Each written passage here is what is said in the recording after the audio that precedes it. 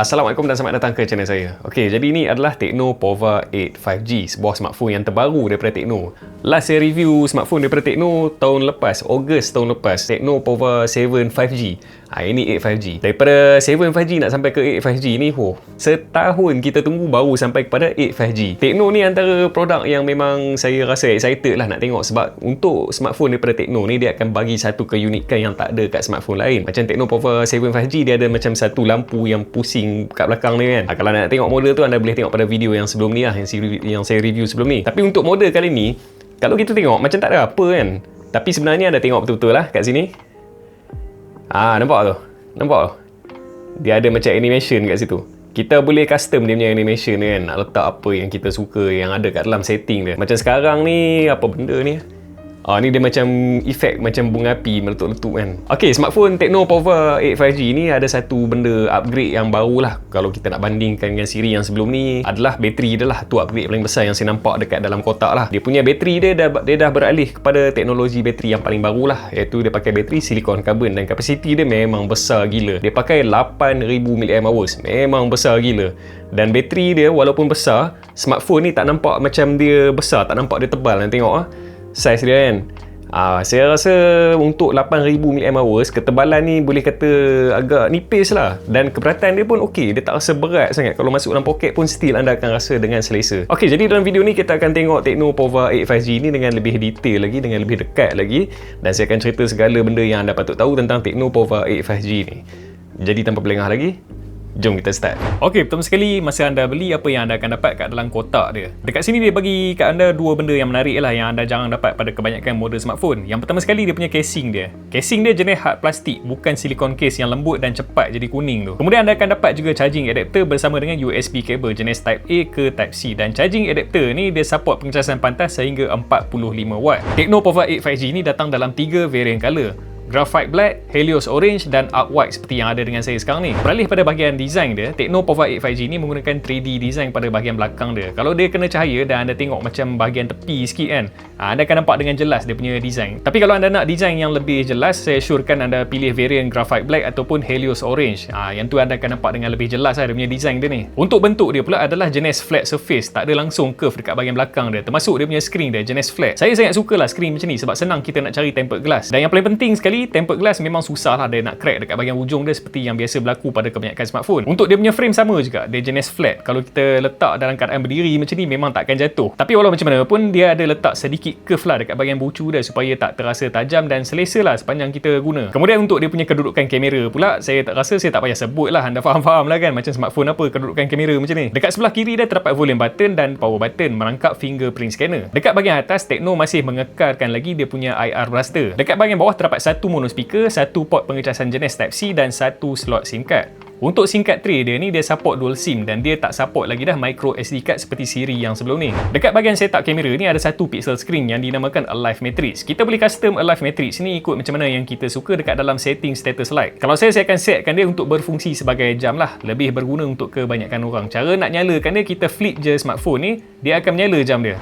Okey, beralih pada skrin dia, Tecno Pova 8 5G ni menggunakan skrin bersaiz 6.76 inci jenis IPS panel dengan resolution 2344x1080 dengan 8 bit color. Maximum refresh rate dia dapat mencapai sehingga 144Hz dan peak brightness dia adalah 950 nits. Skrin dia ni bagi saya untuk penggunaan harian memang sangat okey lah. Lagi-lagi dengan 144Hz ni, dia dapat bagi pengalaman scrolling yang memang sangat smooth. Lagi-lagi untuk main game, 144Hz ni sedikit sebanyak akan membantulah dari segi response time. Cuma tak semua game yang support 144Hz ni, ada game tertentu je. Beralih pada chipset pula, Tecno Pova 8 5G ni menggunakan MediaTek Dimensity 7100. Bagi saya chipset dia ni untuk penggunaan biasa dah okey lah, tak ada sebarang masalah yang saya jumpa. Termasuk kalau kita nak main game pun memang sangat okey. Semua game yang trending kat Malaysia seperti PUBG, Mobile Legends boleh main dengan lancar. Untuk game yang memerlukan kekuatan chipset macam Genshin Impact, smartphone ni masih lagi dapat handle, kecuali kalau kita dah tarik dia punya grafik setting tu pada maksimum semua sekali. Di situ kita akan nampak yang smartphone ni dia dah mula terseksa.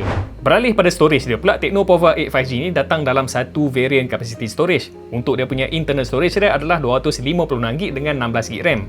Bagi saya untuk tahun 2026 ni, 256GB ni adalah minimum storage yang masih relevan untuk diguna pakai. Sebab apps dan game sekarang ni memang menggunakan storage dengan sangat banyak. Okey, beralih pada kamera pula. Untuk dia punya kamera utama, dia menggunakan sensor bersaiz 50MP dan sensor yang digunakan adalah Sony Latia 600. Untuk kualiti kamera dia bagi saya memang sangat okey lah, sebab kamera dia ada teknologi AI yang mana lepas kita ambil gambar, secara automatik AI akan generate kualiti gambar tu membuatkan nampak lebih sharp, less noise dan lebih vibrance. Untuk mood rakaman dia pula, dia support maksimum 2K resolution, tapi untuk 2K resolution dia hanya terhad pada 30 frame per second dan dia tak support image stabilizer. Kalau anda turunkan pada 1080p, baru anda akan dapat maksimum 60 fps dan image stabilizer. Beralih pada bateri pula, Tecno Pova 8 5G ni menggunakan bateri berkapasiti 8000 mAh jenis silikon karbon. Silikon karbon ni adalah teknologi bateri yang barulah. Saiz dia kecil tapi dia dapat simpan kuasa bateri 2 kali lebih tinggi daripada bateri lithium ion yang digunakan pada smartphone yang sebelum ni. Dari segi bateri life, untuk manufacturer punya claim, dalam standby mode dia mampu bertahan sehingga 2 hari. Kalau penggunaan yang aktif tanpa bermain game, bateri dia dapat capai sehingga 17 jam penggunaan. Dan kalau kita bermain game secara aktif, bateri dia mampu capai sehingga 12 jam penggunaan. Tapi walau macam mana pun, ini hanya manufacturer claim lah. Bateri life dia bergantung pada penggunaan anda lah. Kalau anda main game yang tinggi grafik, lebih kuat bateri yang akan digunakan. Untuk pengecasan pula, smartphone ni dia support sehingga 45W pengecasan pantas dan dia mengambil masa 1 jam 10 minit untuk full charge daripada 0 sampai ke 100%. Dan smartphone ni juga dia support reverse wire charging dengan kelajuan 10W. Selain tu, dari segi wireless, smartphone ni dia support NFC. Jadi kalau anda nak top up anda punya kad touch and go, anda tak perlu pergi ke kaunter. Anda boleh top up dekat smartphone ni. Anda sentuh je dekat bahagian sensor belakang dia. Kemudian dalam fungsi NFC ni juga, anda boleh add on anda punya kad bank dan anda boleh gunakan smartphone ni sebagai debit card. Dari segi ketahanan smartphone ni, dia mempunyai perlindungan IP rating IP64, dust tight and water resistant. Kalau macam terkena percikan air sikit-sikit tu okey lah, asalkan anda jangan celup smartphone ni ke dalam air. Okey, jadi untuk fungsi AI yang terdapat pada Tecno Pova 8 5G ni, memang saya boleh cakap dia dah lengkap lah. Kalau Siri sebelum ni macam Tecno Pova 7 5G ni, dia punya fungsi AI tu masih banyak lagi lopong lah, dia tak lengkap. Dia ada fungsi AI tapi dah tak selengkap sekarang lah. Untuk tahun 2026, Tecno Pova 8 5G ni segala fungsi-fungsi yang basic macam circle search, lagi satu macam dalam gambar kita nak buang subjek, kita buat bulat apa semua kan, benda-benda basic macam tu lah. Ataupun kita nak circle subjek tu, kita nak tahu, nak AI tu terangkan kita tu benda apa, lagi satu AI translate, AI macam-macam AI lah, benda yang basic yang ada pada semua smartphone dah ada dekat sini. Cuma satu lagi fungsi AI yang saya tengok tak ada dekat sini adalah fungsi untuk kita generate video lah, simple video AI. Setakat ni feature tu hanya terdapat pada flagship punya smartphone lah. Untuk smartphone dalam kategori mid range ke bawah, benda tu saya belum nampak lagi ada dekat mana-mana smartphone, kecuali smartphone mid range yang premiumnya, yang mid range harga dalam 2000 ke atas, benda tu ada. Kalau benda tu dah ada dalam semua kategori kelas harga smartphone, maka AI ni dia bukan lagi jadi satu special feature lah, dia jadi benda basic yang ada pada semua smartphone. Dan kita nampak semakin lama dah semakin ke arah tu lah. Kalau dulu kalau anda ingat kan, fungsi AI ni hanya ada pada flagship punya smartphone, tapi lama kelamaan dia dah ada pada mid range dan dekat entry level punya smartphone pun dah ada banyak fungsi AI. Okey, dan last sekali kita pergi pada kekurangan yang saya dapat detect dekat smartphone ni setakat ni lah. Yang first kali saya dapat perasan yang dia masih lagi belum ada fungsi magnetik kat belakang ni, sama macam Siri yang sebelum ni. Saya ingat untuk Siri kali ni dia orang bagilah kan fungsi magnetik tu, sebab sekarang ni banyak benda yang memerlukan fungsi magnetik. Contohnya macam phone holder, sekarang ni banyak yang dah jual jenis ada fungsi magnetik kan, kita tak perlu kapit dah, kita letak dia melekat. Tapi untuk Siri ni masih lagi belum ada, sama macam Siri yang lepas. Cuma ada satu benda lagi yang dia orang keluarkan untuk Siri kali ni, fungsi wireless charging.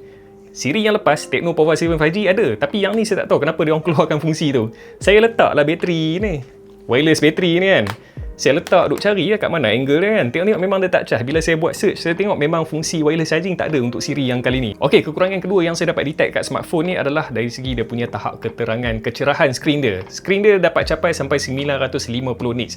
950 nits ni kalau anda tanya kat saya kan, sebenarnya dah cukup dah. Tapi sebabkan ramai yang PM saya ni adalah di kalangan orang yang kerja bawa motor ni, kerja-kerja rider ni kan, yang memang guna smartphone ni dekat tengah panas. Okey, bagi anda saya nak bagi tahu, smartphone ni okey je anda boleh nampak. Cuma ada satu waktu anda akan rasa susah sikit nak nampak dia punya skrin dia ni. Pada jam 12 tengah hari ke 1 tengah hari, waktu panas terik tu agak susah sikit lah nak nampak dekat skrin ni. Tapi waktu lain macam dia dah petang sikit, malam ke, boleh nampak. Tapi kalau waktu panas terik tu, skrin dia susah sikit nak nampak. Selain daripada tu, saya rasa Tecno Pova 8 5G ni memang sangat okey lah dengan penawaran harga dia, dengan segala feature yang dia bagi, lepas tu dengan build quality, tahap ketahanan dia semua memang sangat okey lah untuk kelas harga dia.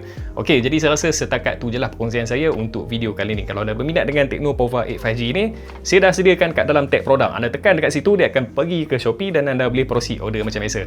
Okey, sekiranya anda rasa video saya memberi manfaat kepada anda, jangan lupa subscribe dan tekan butang loceng yang ada kat sebelah dia agar anda dapat notifikasi daripada video-video yang terbaru daripada channel saya.